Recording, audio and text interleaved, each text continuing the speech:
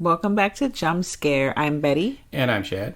This week we bring to you Humanoids from the Deep. Humanoids from the Deep.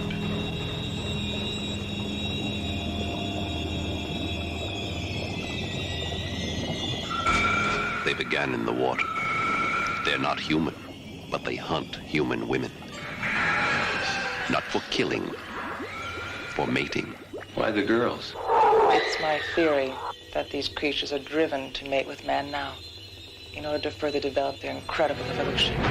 Humanoids from the deep. Anywhere you run, any place you hide, any time you stop, they will find you. Humanoids from the deep.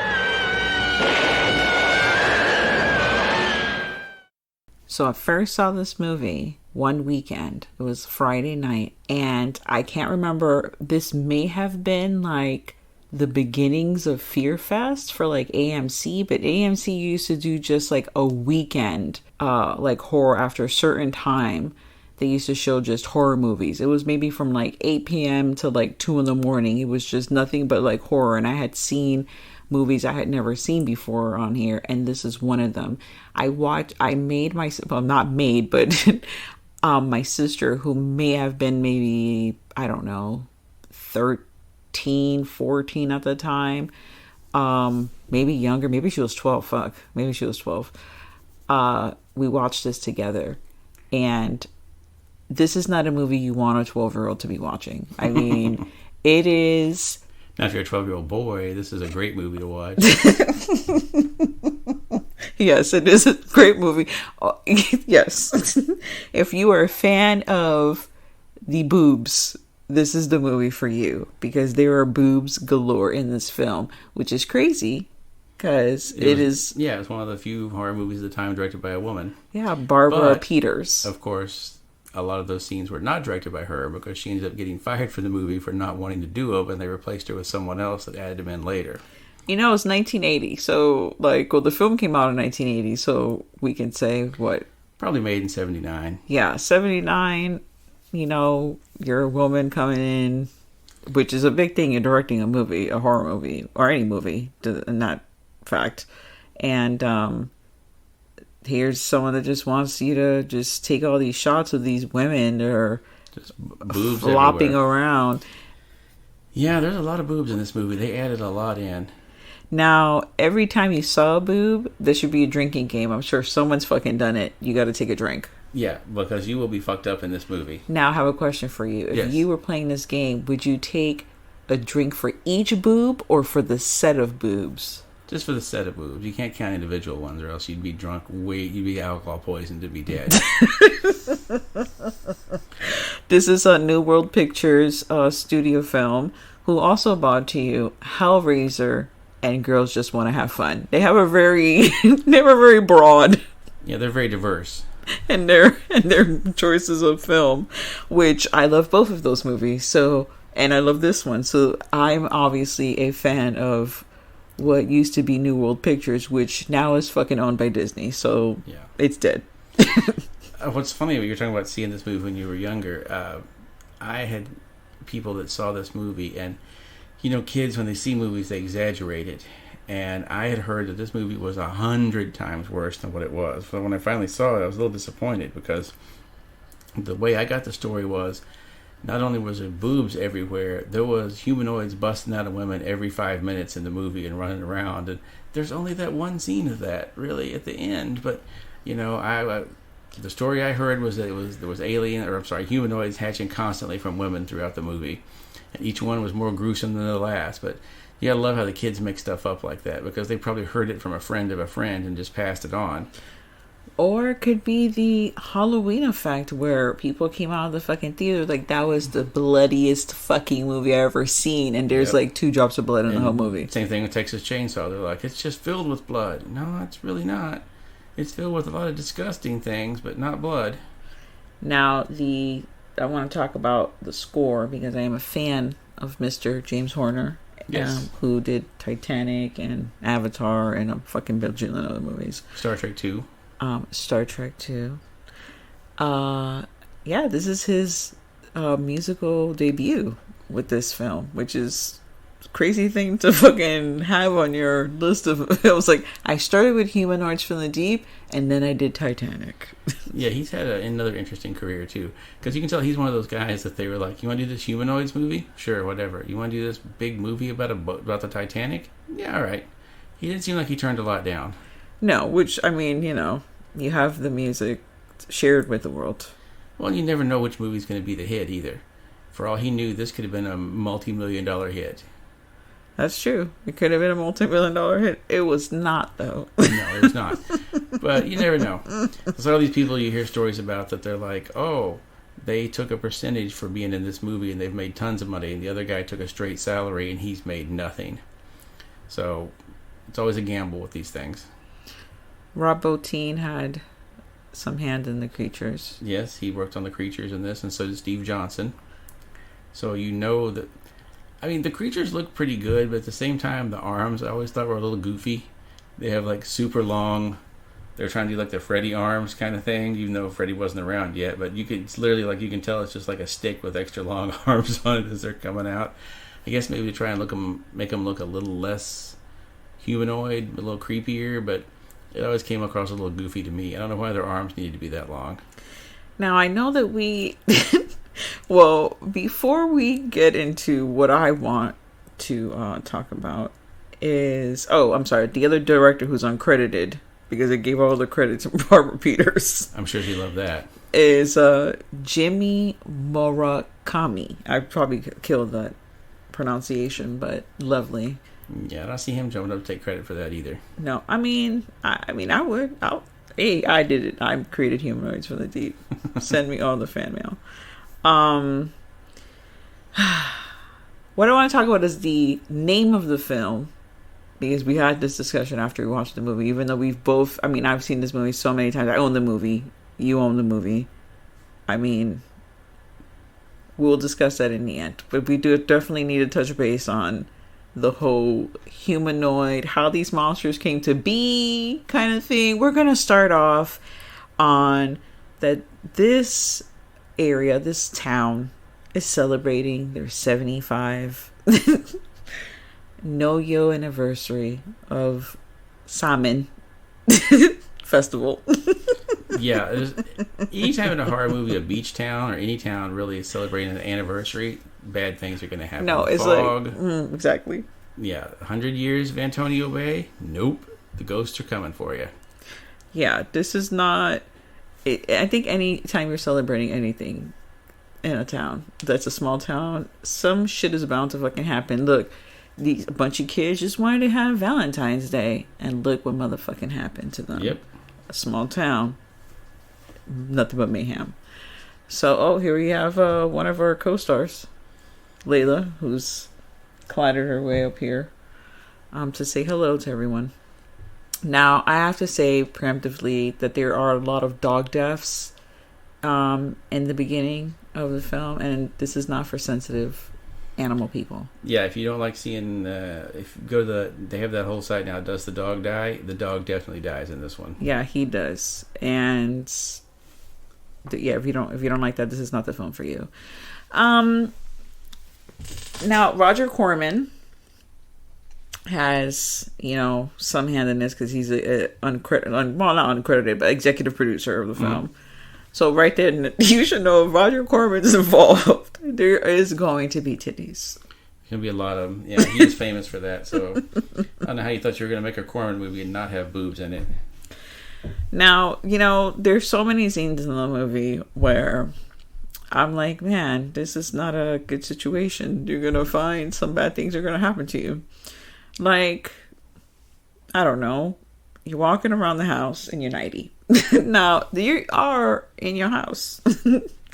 But when you hear some weird shit going down, that's when you put clothes on. You don't go investigating, okay, in a nightie, guys. It's see-through. Like, it's purposely made to be sexy. Like, I'm putting sweats on to go through my investigations. I'm not going out with my nips out. Yeah, that seems like a good plan, but not in this movie.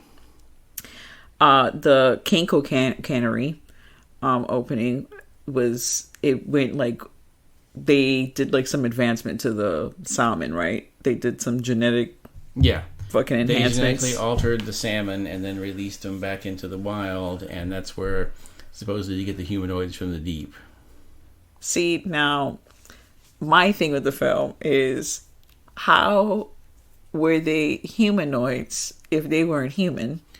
And when they show the fucking creature and they're getting blasted and fucking hurt, they have fucking guts and a heart, like have ribs, like regular humans. Mind you, I'm obviously looking way too much into this horror film because I'm just like, the anatomy of this fucking mutated salmon is incorrect. Well, it doesn't say humans from the deep, it's humanoids. It means that it refers to their shape. It means they have a basic human shape. They have 2 legs, 2 arms, and a head. That does not make you a fucking human. That's why it's a humanoid. Fine. It's a the humanoid. shape they're referring to, not their insides or anything else. They're just saying they're a general human shape. I feel like, I don't know, when you like start genetically fucking with stuff, maybe there were some human cells in there. For some, some puberty cells are going to make you grow fast and go through like puberty real fast in the salmon. We don't know what they fucking put in there. They're just mutated fish. And They were very clear on that. Look, I want the movie to be these mutated fish, how they got so horny, how they have penises, how they have the capability of raping bitches, how they have semen, okay, that are going to impregnate women. Mutated salmon. Salmon have strong mating urges. They want to swim upstream for it. I'm going to tell you right now, this is going to get graphic, guys, okay? The most graphic thing I've ever said. Shad already has a face. He's like, oh, God, please don't say anything. Look, no matter how much mutated salmon I rub against my nether regions, I am not going to come out with a fucking salmon baby. It's just not going to happen. But okay, fine.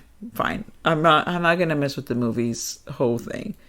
They're going around and they're jumping out the water, raping these women who are doing all vast of things. They're at the beach, they're having sex with their boyfriend, camping, anywhere there's any women doing anything by some kind of water. Yeah, that's my favorite, where they set the tent up in the broad daylight, like right at the edge of the shore, like right where the tide's coming in. They set their tent up and decide to have sex in it. Like, that's probably not a good plan. Anyhow, there's the tide coming in is going to, put a damper on things.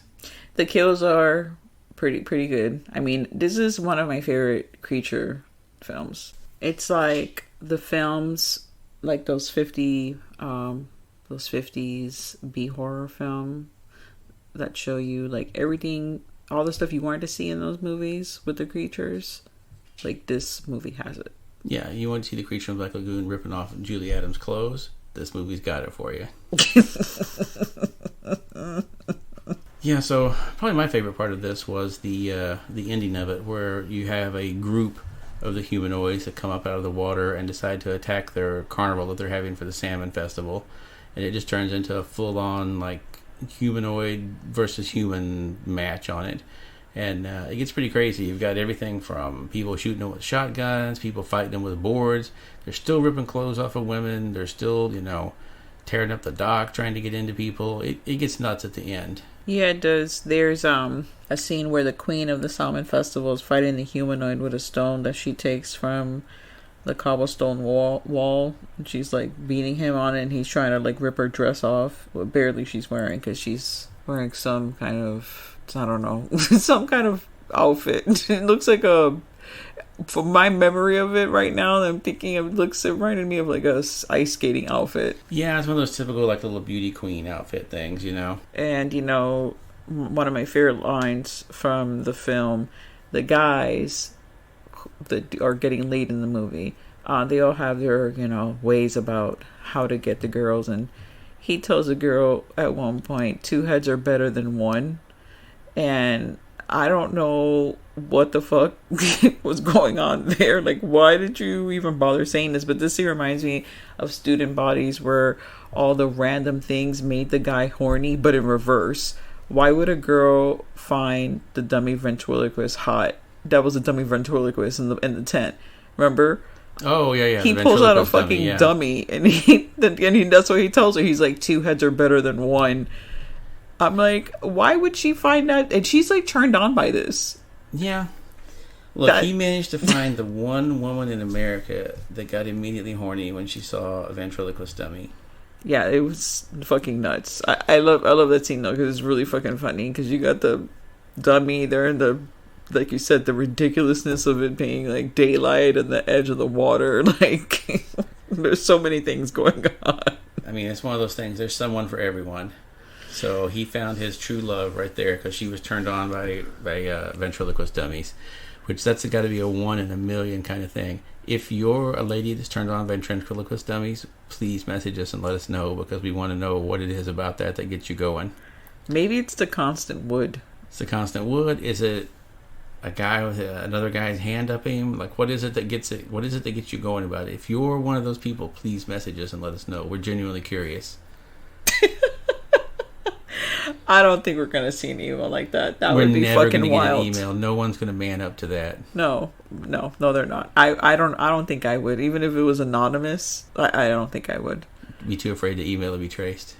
Yeah, that's that last scene. The movie's nuts overall, right? You have like your fucking crazy ass scenes here and there, but the last scene of the movie is like, holy shit, shocking. That's what made the movie for me. But at the end, when this movie ended, when I first saw it, I was jumping up and down like fucking everyone was when the fucking Avengers won. Like, I was like screaming at the screen like, oh my god. Because it was, I've never seen anything like that. I have seen so many other horror movies and other fucking movies before, but it was just like, who in their right mind sat down and wrote this fucking script? Like, what were you thinking? What inspired the human? That was me. We should have done the research. What was the inspiration behind Humanoids from the Deep? I think the inspiration of it was just, we need a movie with set in near the beach so we can have lots of bikinis, and then we had monsters that are going to rip off clothes. That's what we need. Man, this is the fucking movie for you. There's love. There's mystery, because the mystery is like, who's doing all this shit, you know, who's killing these people, like whatever. There's hate between the native I don't want to say Native Americans, but the Native American guy and the rest of the you know, crowd of men that hate him. I'm not sure, there wasn't like a reservation or anything around there. He just happened to be the guy that was leading the opposition, and they just immediately lumped him in like, well, he's just another stupid guy that, you know, and all this. They were no short of rednecks coming out of the woodwork to make fun of him. No. This was there were so many things happening in the film, and it was the love of the town and the women folk that brought the people together, and all the different, he saves the fucking guy. He saves the guy. He saves his nemesis at the end of the movie. You got to kind of explain that one a little bit, that throughout the thing, the one guy, like, the cannery that's releasing the salmon that are genetically modified, it's supposed to be good for the town if they open this cannery, and that it's going to give them jobs and everything. But the one guy, the Native American guy, doesn't want him to open it because it's going to interfere with, you know, they're going to build it on some property. It's going to cause problems. He's immediately is like, no, they're not going to give us jobs. They're going to take jobs. And you have those two fighting throughout the whole thing. And that's where the dog deaths come in. Mm-hmm.